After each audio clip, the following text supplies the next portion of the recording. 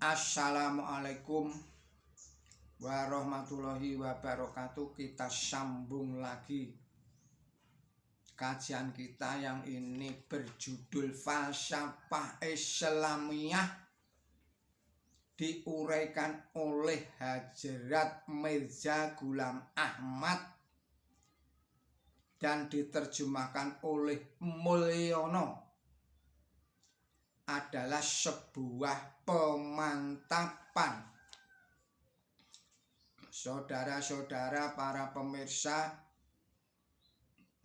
Teweng Kreweng Aji Channel yang berbahagia, Assalamualaikum warahmatullahi wabarakatuh. Bismillahirrahmanirrahim.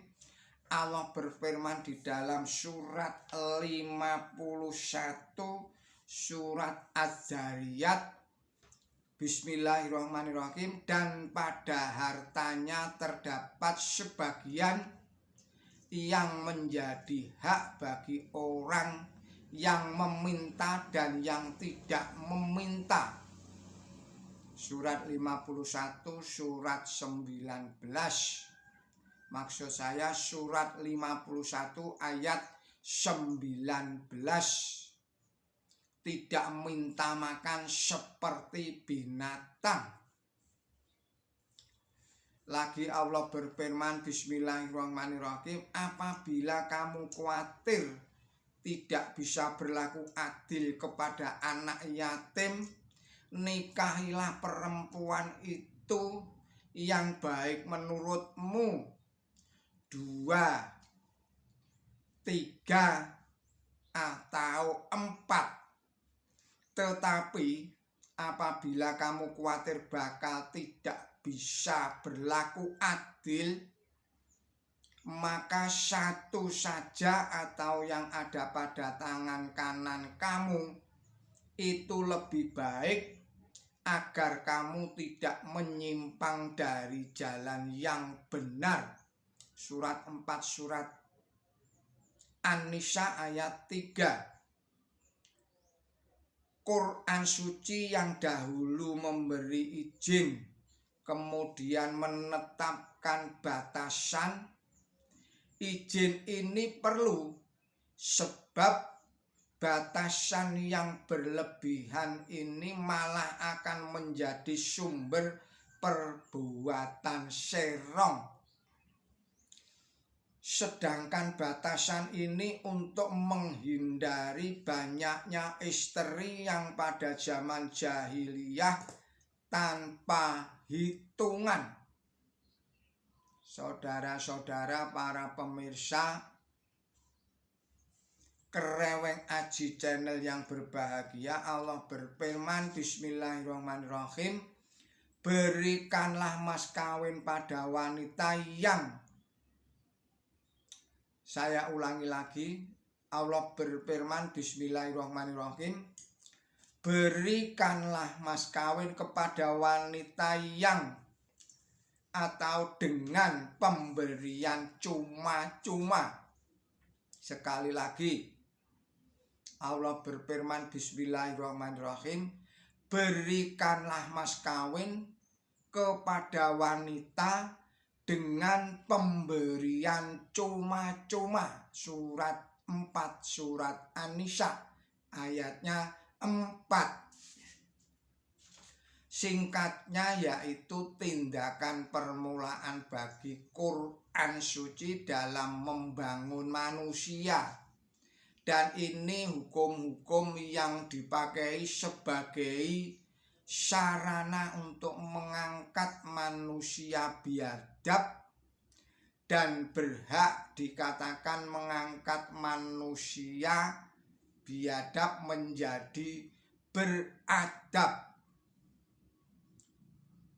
Pelajaran-pelajaran ini hanya intisari dari ketentuan tentang perbuatan baik serta hidup bermasyarakat, sehingga di sini tidak menguraikan pelajaran yang berisi budi pekerti luhur yang ditujukan untuk menjadikan manusia yang agung.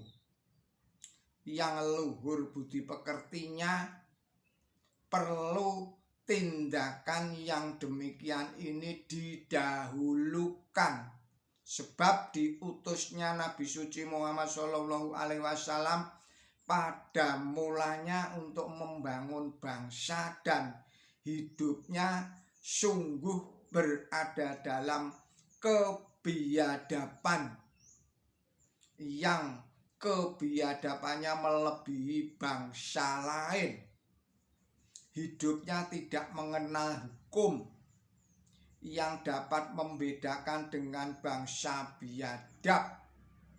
Jadi Quran suci mula-mula perlu menguraikan peraturan hidup bermasyarakat.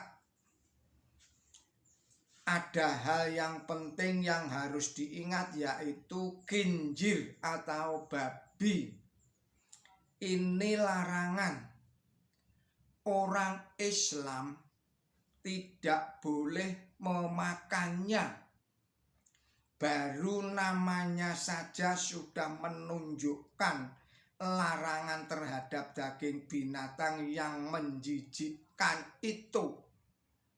Kata khinzir gabungan dari kata khins dan ar. Yang pertama berarti kotor atau menjijikkan sekali. Yang kedua berarti saya melihat. Jadi arti yang sebenarnya dari kata itu adalah saya melihat itu kotor sekali. Jadi nama pemberian Allah Ta'ala itu semula memang menunjukkan betapa menjijikkannya. Tetapi ada yang lebih mengherankan lagi, yaitu bahwa binatang ini di India bagian utara bernama syu'ar. Gabungan dari dua kata yaitu syu' dan ar. Kata yang terakhir sama dengan bagian akhir dari kata Arab. Sedangkan yang pertama sama persis dengan bagian yang di depan dalam perkataan Arab. Jadi dalam bahasa Indipun maksudnya sama persis dengan kata Arab, yaitu saya melihat ini kotor. Saya ulangi lagi, artinya saya melihat ini kotor sekali. Sedangkan bentuknya tetap dalam bentuk bahasa Arab. Kata Indi yang berasal dari kata Arab ini tidak mengherankan, sebab seperti akan kami terangkan di dalam Minanur Rahman, bahasa Arab merupakan induk semua bahasa. Kata-katanya sering dijumpai di semua bahasa. Jadi syu'ar ini merupakan kata Arab. Demikian juga di India, babi biasa disebut dengan nama bat. Artinya buruk atau jijik. Boleh jadi ini berasal dari kata Arab asli, seperti ketika permulaan kejadian dunia. Ketika pertama kali terjadi pemisahan, kata syu'ar yang hingga sekarang masih sama persis artinya dengan kata Arab khinzir, ini memang dipakai untuk menamakan binatang ini. Sampai ribuan tahun kata-katanya masih tetap sama. Dalam bahasa Sanskerta kata ini mungkin sedikit berubah tetapi tidak meragukan sedikit pun kata-kata ini berasal dari kata Arab. Sebab kata-katanya sendiri menunjukkan arti mengapa dinamakan demikian, sedangkan kata kinjir menunjukkan benarnya pernyataan ini. Sudah jelas kalau penggunaan kata itu menunjukkan pada keadaan dan kebiasaan binatang ini.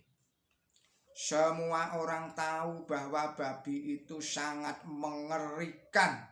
Makanannya serba menjijikkan, lebih-lebih jika dibandingkan dengan sesama binatang. Sangat tidak punya malu. Sekarang jelaslah alasan tentang larangan itu.